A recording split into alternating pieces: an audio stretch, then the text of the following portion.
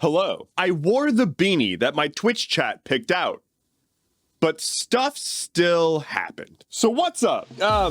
Shit's on fire. Or it was. And also will be. We'll get to it. But in LA, there's currently a state of emergency because a fire completely engulfed Interstate 10. Okay, maybe not the whole interstate, but a chunk of it was engulfed by a fire. And now it's closed. The fire did not start on the interstate. It started nearby and made its way over to the road. But once it got there, it was like, oh yeah, I could take a joyride. Unfortunately for us, fire taking a joyride isn't great. First responders worked hard to take care of the fire, and there's people in hazmat suits like evaluating what's going on. There's like structural engineers making sure that it's safe for cars to go vroom vroom on the bridge. But it's still closed. According to Gavin Newsom, governor of California, there is a 24/7 operation on this, and also people are encouraged to work from home to not have to drive on it.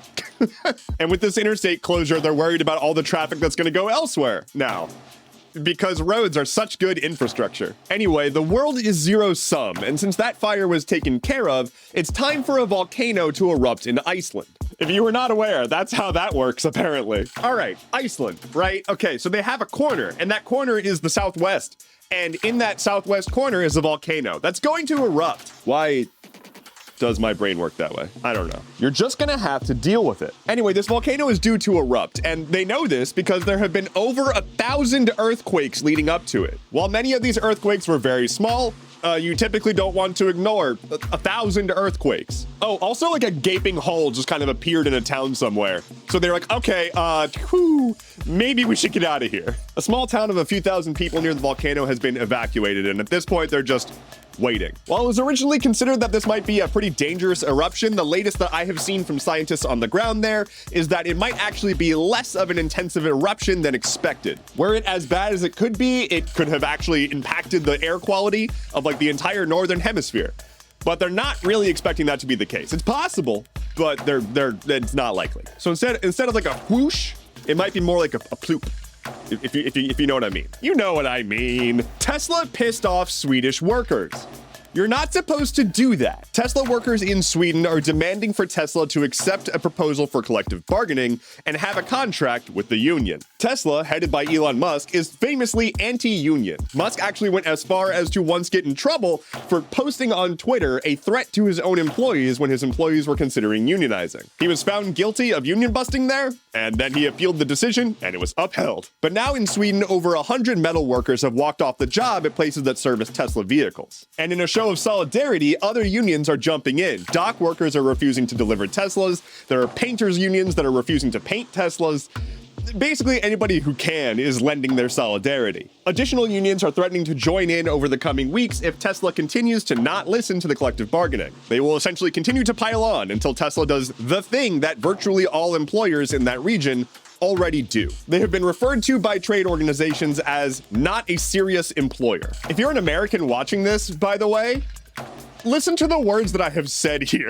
It is standard procedure to have a trade union that fights for your working conditions in other countries. Standard. It's also standard to get like multiple months of PTO per year. That's not the case in America. But I digress. Into the end of that segment. A content warning for this next segment, I will be discussing the ongoing situation in Gaza. I will not be graphic. Israel is continuing their outsized retaliation on Gaza as the civilian death toll in Gaza has risen past 11,000. There's 11,000 lives that have been snuffed out, about half of whom were children. Recently, Israeli forces stormed one of the last operating hospitals in the evacuated region, where doctors, nurses, and other caretakers were taking care of active patients, including newborns. These hospital staff members chose to stay behind despite evacuation orders to take care of people who couldn't otherwise evacuate. They are risking their life to stay there and take care of others. I have read reports of doctors in the hospitals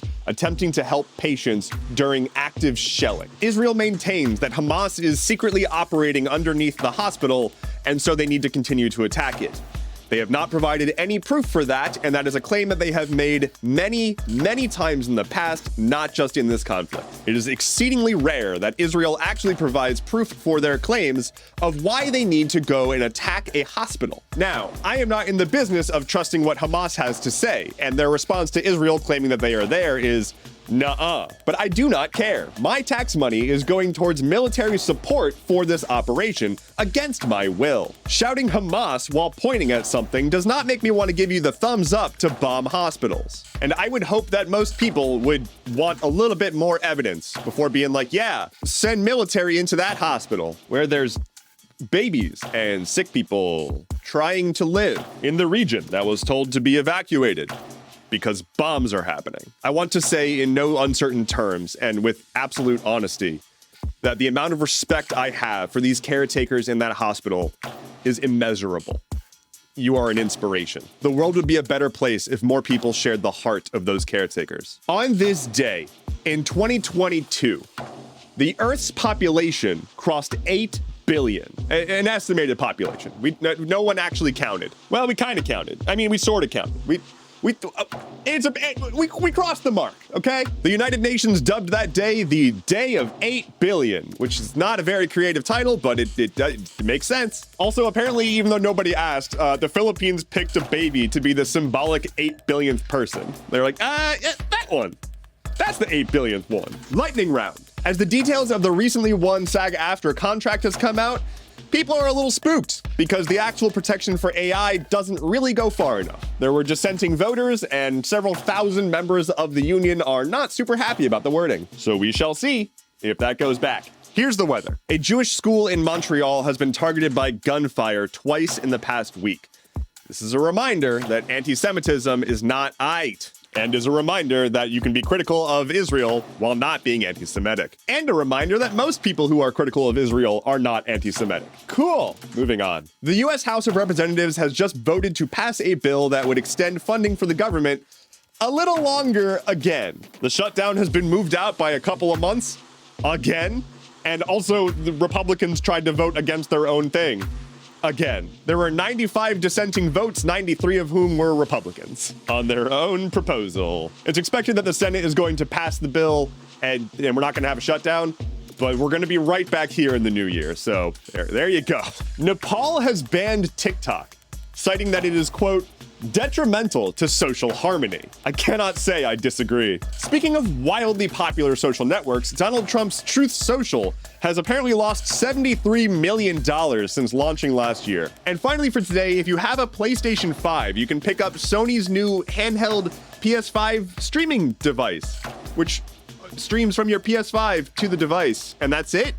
And what? It's like a Steam Deck, but you have to have a PS5 on a network and accessible to play it. What is even happening anymore? That is all I have for you today. Thank you so much for watching. Let me know in the comments below what element you are going to use to shut down a highway in Los Angeles. I'm going to be live tonight on my Twitch playing some more Paper Mario: The Thousand Year Door, among some other things. And don't forget to subscribe, like, all that stuff. Share this with people. It helps a ton. My name is Endeavorance. I'll be back on Friday. Take care and be well.